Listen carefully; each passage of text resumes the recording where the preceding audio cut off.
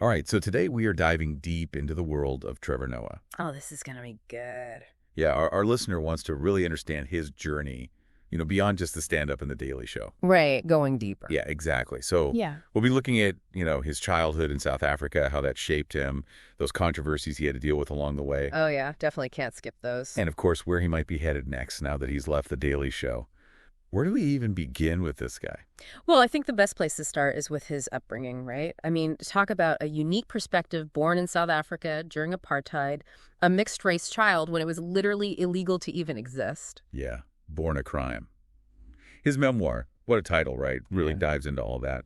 I was struck by how he talks about using humor as like a shield, almost a way to deal with the craziness and injustice of what was going on around him. It's fascinating, isn't it? How that early experience seems to have really shaped his whole comedic style. You can see it in Born a Crime, how he talks about using humor to kind of disarm people, connect across racial divides. Yeah, point out the absurdity of the whole system. Exactly. It's like he learned to find humor in the darkest of places, and that became his superpower. Right. And you see that in his stand-up too, right? He tackles these really sensitive, heavy topics, race, identity, inequality, but he does it in a way that makes you think but also makes you laugh.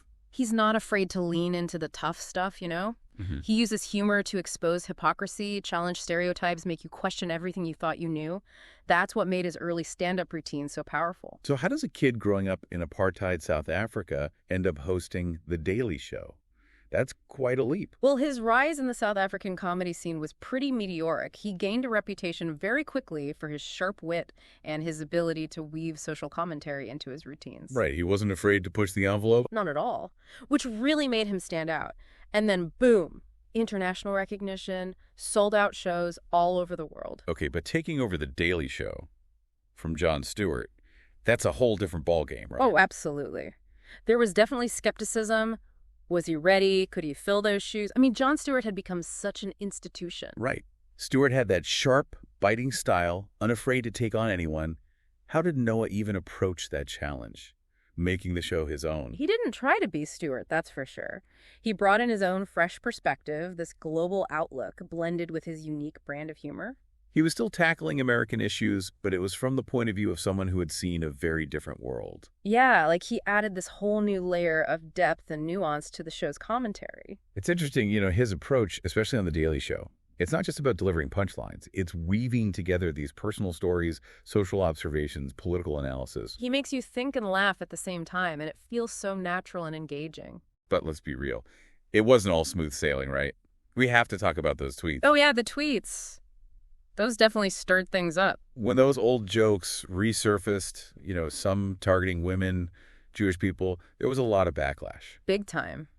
It couldn't have been an easy moment for him, especially just as he was stepping into this huge role. Yeah, humor is a tricky thing. Mm. What might be funny in one context can be totally offensive in another. So how did he handle that pressure? You know what he did? He did something I think takes a lot of guts. He addressed it head on. He acknowledged that some of those old jokes were inappropriate, hurtful. He didn't make excuses. It would have been easier to just sweep it under the rug. Oh, for sure. But he didn't. He owned his mistakes and talked about how he's still learning, evolving as a comedian. Yeah, that takes courage. A lot of people wouldn't have done that. Hmm. And what's important, he didn't just apologize and move on. He kept talking about using comedy responsibly, the power of words, that willingness to engage with criticism, to admit when he's wrong, seems like a big part of who he is, not just as a comedian, but as a person. Absolutely. It's like he's not afraid to have those tough conversations, even when it's uncomfortable. Right. And I think there's a lesson in there for all of us. We all make mistakes. Yeah. It's what we do with those mistakes that matters. It's about how we learn and grow from them. So we've got Noah hosting The Daily Show, navigating this intense scrutiny and finding his own voice within a pretty established format. What were some of his biggest achievements during that time? Well, he won a bunch of Emmy Awards for starters. I mean, that's a pretty big deal. It shows how talented he is and the impact of the show. Yeah, and he scored some pretty high-profile interviews too, right? Obama, Bill Gates, all sorts of influential figures. Oh, yeah, he was definitely in the big leagues. Plus, don't forget how he adapted to producing the show during the pandemic. That was a wild time. Working from home, makeshift studios. I remember seeing his apartment set up on the show. It was definitely different.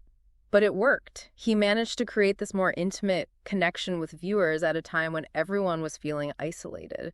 It's a testament to how adaptable he is. That ability to connect with people, no matter the circumstances. Absolutely. So yeah, he was winning awards, interviewing world leaders, navigating a pandemic. You could say he was killing it on The Daily Show.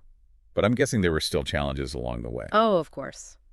Some critics, especially in the beginning, said he was too gentle on The Daily Show. Especially compared to Stewart, right? Right. Stewart was known for that biting satire, really going after his targets. Yeah, he didn't hold back. Well, Noah, he definitely tackled tough issues, but his style was more nuanced, more conversational. He used humor to highlight different perspectives, encourage dialogue rather than just tearing people down. Exactly. And that didn't always sit well with everyone, especially those who wanted that more hard-hitting approach. But it resonated with a lot of people. Seemed like a pattern with Noah. Doesn't shy away from complexity. Likes to explore different points of view. Finds the humor in the gray areas. Exactly. And I'm sure the pandemic threw a wrench in things, too. Right. Even beyond the whole working from home situation. I bet. Keeping the same level of quality and engagement with a remote team and audience must have been tough. It was a constant challenge for sure. But he pulled it off. And I think that shows his resilience, his commitment to what he does. So after 7 years, all the ups and downs, the awards, the pandemic, he decides to walk away from The Daily Show. What led to that? That was a surprise to a lot of people. Well, from what I gather, it sounds like he really thrives on growth and new challenges. He didn't want to get complacent, let the show get stale. It seems like he wants to explore different creative avenues, push himself beyond what's familiar. So not so much network pressure or creative differences, more about his own desire to evolve and try new things. I think that's the heart of it. Yeah. It's a bold move. But when you look at his career trajectory, it makes sense. He's never been one to stay in one lane for too long. He's always looking for new ways to challenge himself and his audience. And that begs the question, what's next for Trevor Noah? After achieving so much on a global platform, where does he go from here? That is the million-dollar question. And that's what we'll be exploring in the next part of Herd's Deep Dive. We'll be looking at his past projects, his current endeavors, and trying to speculate what the future holds for this comedic force of nature. Buckle up, everyone. It's about to get interesting. So we've established that Trevor Noah's career path, it hasn't exactly been predictable. You can say that again. From the comedy clubs in Johannesburg to hosting The Daily Show. And now he's walking away from that to, well, that's the big question, isn't it? That's what we're trying to figure out. The possibilities seem kind of endless, though. Right. I mean, he's done it all. Stand-up, late-night TV, author, producer.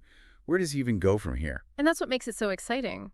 We've seen what he can do, the talent, the wit, that ability to connect with audiences all over the world. Now he gets to call the shots. So where do we even begin to guess? He's already hinted at going back to stand-up, which would be amazing. Oh, yeah. I think a lot of people would love to see that. There's just something about seeing him live, working the crowd, riffing off the energy. It's electric. I can't even imagine what his stand-up material will be like now, after 7 years on The Daily Show. Right. He's had a front row seat to some of the biggest events of our time. All that experience is bound to find its way into his act. And let's not forget his storytelling. He's a gifted writer. Born a Crime was a huge success. Critically acclaimed bestseller, Hollywood's even making a movie out of it with Lupita Nyong'o. That's crazy. It just shows you the power of his story, right? And his ability to find humor and humanity in even the toughest situations. Makes you wonder if he'll write more. Maybe even try fiction or screenwriting. He definitely has a knack for telling stories that stick with you. I'm also curious to see if he leans even more into his global perspective. Yeah. He's already got a huge international following. He does seem to have a gift for connecting with people from all walks of life. Maybe a global talk show. Or some kind of platform to showcase voices from around the world. He could collaborate with comedians from different countries. That would be amazing. Right. Or what if he goes in a more serious direction? Uses his platform to advocate for social justice, shed light on important issues. He's already spoken out against injustice and inequality. He's not afraid to use his voice for good. And after The Daily Show, he's got to have an even deeper understanding of these complex issues. Right. He could be a powerful advocate for change. Use his wit and intelligence to inspire people, motivate them to action. It's exciting to think about all the possibilities. He could be a political commentator, a cultural critic, a global ambassador for humor and understanding. He could start his own production company, develop new TV shows, even go into documentary filmmaking. He doesn't have to pick just one thing either, right? He could juggle multiple projects. Oh, yeah. Collaborate with different artists, experiment with different formats. Like a master chef in the kitchen, with all the ingredients at his disposal. We know he's going to create something amazing. We just don't know what the final dish is going to be. And that's what's so exciting about this stage of his career. He's got the freedom to choose. He can define his own success, pick projects that he's passionate about. It's all about shaping his own legacy. Do you think there's a risk, though? I mean, could he spread himself too thin, trying to do too much at once? Maybe. But I wouldn't underestimate him. He's shown that he can handle multiple things at once. True. He seems to have a good head on his shoulders. And a strong sense of purpose.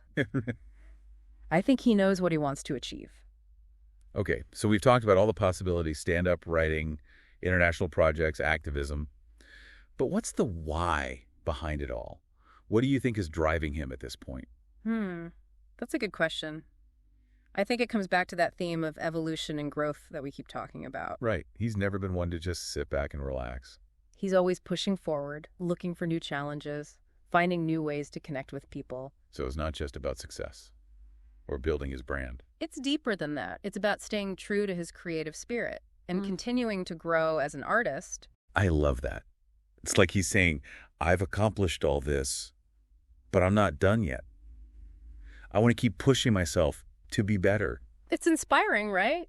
Especially if you're feeling stuck or afraid to try something new. It's like he's showing us that change is okay. It's about seeking out new experiences. Never stop learning.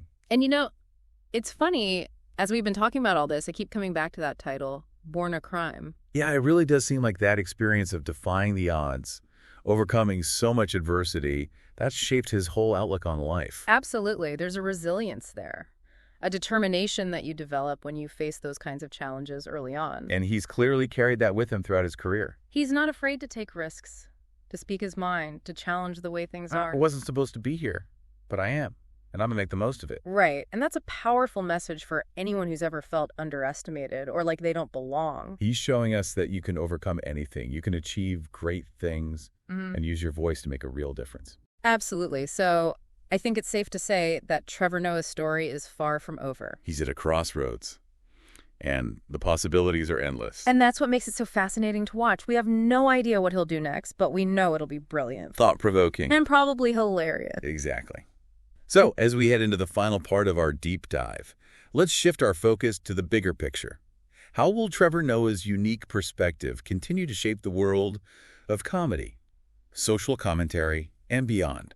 It's going to be interesting to see how his legacy unfolds. You know, it's been fascinating digging into Trevor Noah's story. It really has. He's kind of in a league of his own, don't you think? Yeah. In the world of comedy and, social commentary. Yeah, there's something special about him. It's like this blend of intelligence and humor, but also real empathy. That's not easy to find. Not at all. He can make you laugh, but also make you think deeply without ever feeling preachy. Yeah, he never shies away from the tough stuff. But he approaches it with this curiosity, this openness that draws you in, makes you want to listen and learn. That's what I find so refreshing, A lot of comedians who tackle similar topics, it's all about being edgy or scoring points. One for the jugular. But Noah, he's different. He wants to understand different perspectives, find common ground, even when it seems impossible. It's like he's saying, hey, the world's a mess, we're all in this together, but let's at least try to laugh along the way. Exactly. And that's such an important message, especially these days. Everything feels so divided, so polarized. It's refreshing to see someone who can bridge those divides. He's showing us that you can disagree, you can have different opinions, but you don't have to be nasty about it. So how do you think this unique perspective of his, how will that continue to shape things? We've talked about all the paths he could take, stand-up, writing, international projects. What kind of lasting impact do you think he'll have? It's hard to say for sure, but I think he's really pushing the boundaries of comedy, Showing us that humor can be a powerful tool for change. I could see that.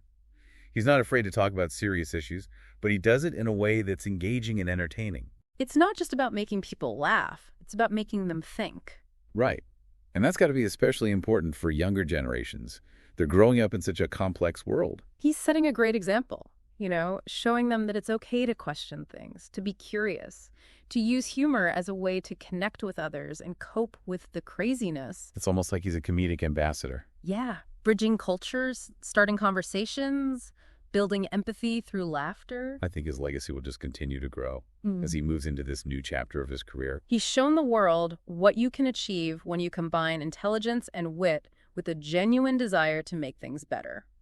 So, to our listener, as we wrap up this deep dive into the world of Trevor Noah, just remember this. Whatever he does next, it's going to be worth paying attention to. He's a force of nature. Absolutely. And I have a feeling that's just the beginning. So thanks for joining us on this journey, and keep those eyes peeled for what Trevor Noah cooks up next.